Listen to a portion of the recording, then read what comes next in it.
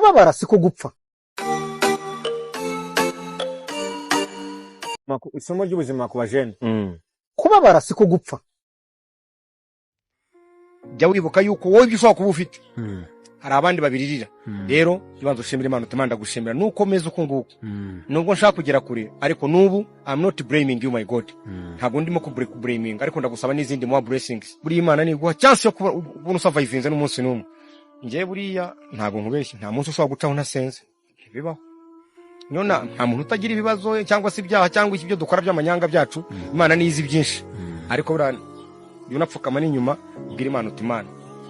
No mubiri ariko umutima n'uwawe. Kuko uyu mubiri ni igitaka no muri se ko tuzawusigaha.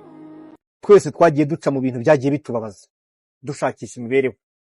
Ariko ntukafatwe n'ubukene cyangwa se ngo ubone kwisi kurangiriyeho twirohe mu biyobyabwenge. Uvuge ngo angoreka nidoroge ngo niyibagize ishida.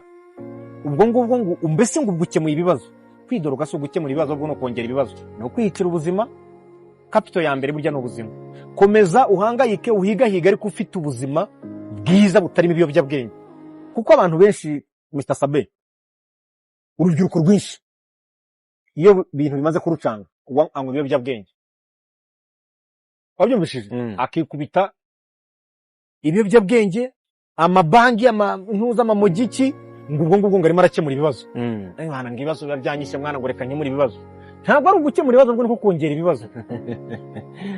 Somo ry'ubuzima nagira ngo mbanze mbabwire the difficult doesn't mean impossible but means hard working.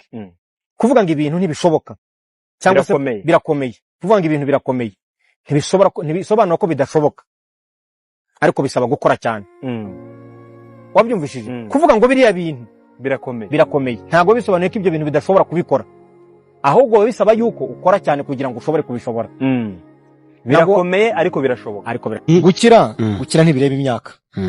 Urumva gukira ntibigira imyaka. Gukira ntibigira imyaka. Gukira byo byose ntibigira imyaka. There is no real age for being rich. At any time at any age you can become rich. It depends on how you work, so you must not give up. Till you put your feet in the grave, you should remain hard working person. Igihe cyose ugihumeka kugera utarashyira ibirenge byawe mwumva jya ukomeza umurwanya ubuzima. Barack Obama yabaye president wa Amerika afite imyaka 40.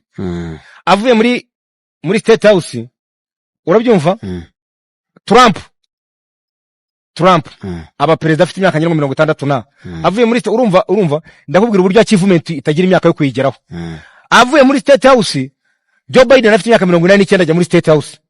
Nibigenda bikwereka ngo imyaka yari yose igihe cyose wakabimishiriza upfa kuba gusa ukora wicaye ntazagira ukubwira ngo gukire. Muntu kwisi wavutse ari umukire. Abantu bose barashakisha bagakira. Imana ijya kurema yaremye umugore n'umugabo. Imana ntabwo yigeze irema umukire n'umukene. Wabyumvishe mota? Okay. Imana ntabwo yigeze irema iki? Umukire n'umukene. Imana yaremye umugore n'umugabo. Nta kintu na kimwe kwisi gitangirira hejuru. Murabyumva? Nta kintu na kimwe kwisi gitangirira hejuru.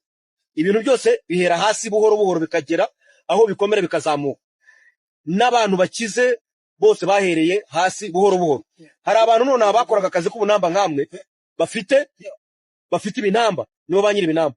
Hari abantu barabakonvayeri nibo banyiri amastation bafite amastation.